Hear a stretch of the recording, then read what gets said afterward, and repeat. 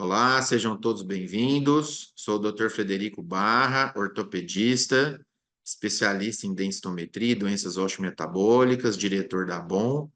Nós estamos aqui hoje para conversar com vocês sobre os desafios do tratamento cirúrgico nas fraturas osteoporóticas. O nosso objetivo aqui, então, é falar o que acontece cirurgicamente após a fratura. Então, nós temos algumas situações importantes. Dentre elas, dessas três situações que a gente vai comentar, então temos a primeira, que seria o preparo, o pré-operatório dos nossos pacientes.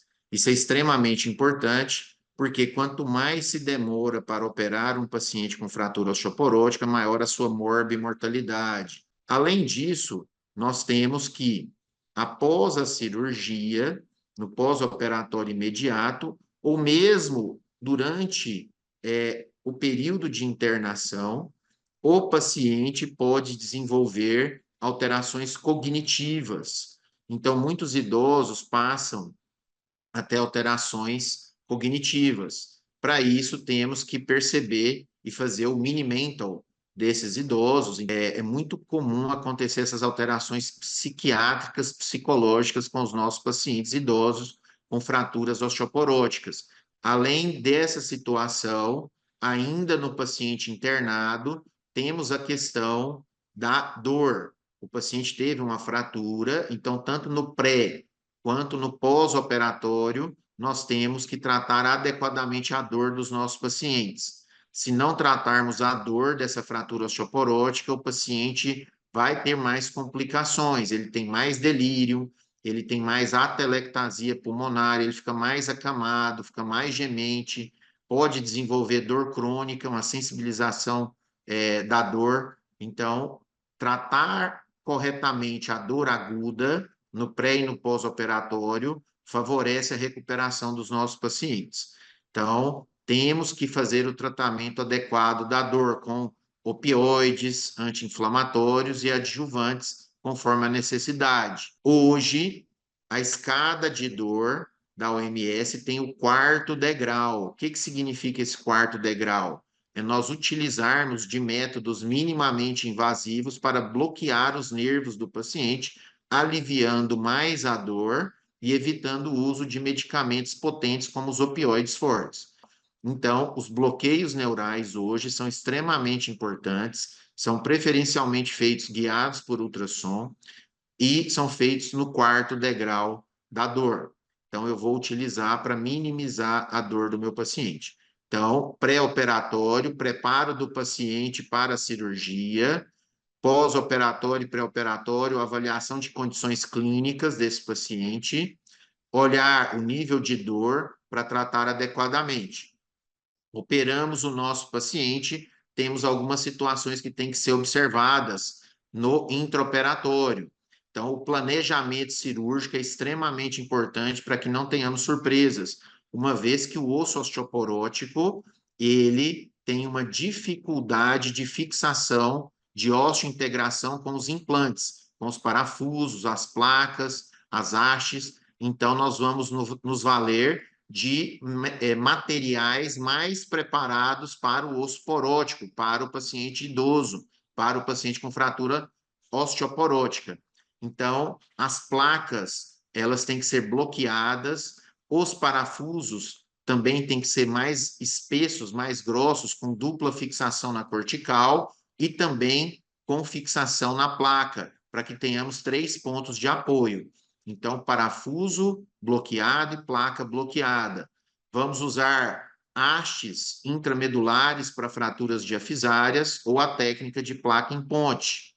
Caso a fratura seja intraarticular, pode ser necessário realizar artroplastias. Então, fraturas articulares em idosos, ao invés de fixar diretamente a fratura, podemos utilizar de início uma artroplastia com os resultados de forma mais significativa no longo prazo.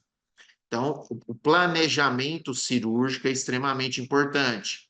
Se eu vou fazer uma artrodese da coluna e prevejo que meus parafusos pediculares terão dificuldade de fixação no osso esponjoso da vértebra, eu posso utilizar a técnica do augmentation, que é injetar cimento ósseo ali no parafuso canulado para que ocorra uma melhor osteointegração do osso com o parafuso. Então, esse cimento vai ajudar nessa fixação.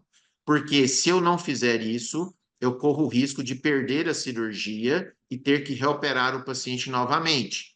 Além disso, nas artrodeses de coluna, elas têm que ter pelo menos 4 níveis para cima e 4 para baixo, devido à fragilidade óssea do paciente, para que essa artrodese também não ocorra uma falha no período aí nos primeiros 6 meses dessa fixação. Então, são vários cuidados no planejamento cirúrgico, qual material utilizar, qual técnica utilizar, se eu vou acrescentar cimento ósseo ou não. Após a alta do paciente, nós temos que ter alguns cuidados. O primeiro é com a anticoagulação. Então, as fraturas osteoporóticas tendem a ter um aumento de eventos tromboembólicos, então a famosa trombose no nosso paciente.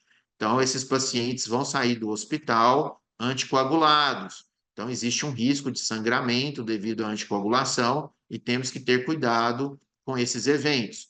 Outro detalhe importante no pós-operatório é o tratamento medicamentoso da osteoporose. Então, pacientes com fraturas recentes de quadril, coluna, têm um risco aumentado de morte no primeiro ano pós-cirurgia de fratura osteoporótica.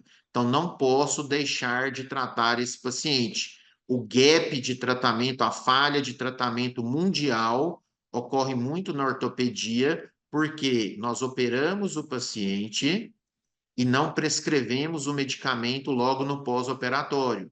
Então, pacientes com fraturas osteoporóticas devem ser prescritos imediatamente no pós-operatório.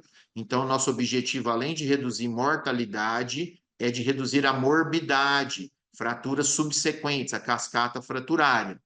Então, era isso que eu queria falar para vocês hoje. Então, deixar essas mensagens para casa, ter o cuidado no pré-operatório, operar o mais rápido possível, evitar o delírio, tratar adequadamente a dor. No intraoperatório, fazer o planejamento adequado da cirurgia, com hastes intramedulares, placas bloqueadas, parafusos bloqueados ou artroplastias em fraturas articulares. No pós-operatório imediato, ter cuidado com a analgesia, com a anticoagulação e com a prescrição imediata dos medicamentos para osteoporose, diminuindo assim a mortalidade e novas fraturas da cascata. Ok? Era isso que eu queria deixar para vocês. Façam parte da ABOM, o Comitê de Osteoporose da SBOT, e vamos então conversando em outras aulas sobre outros temas. Muito obrigado.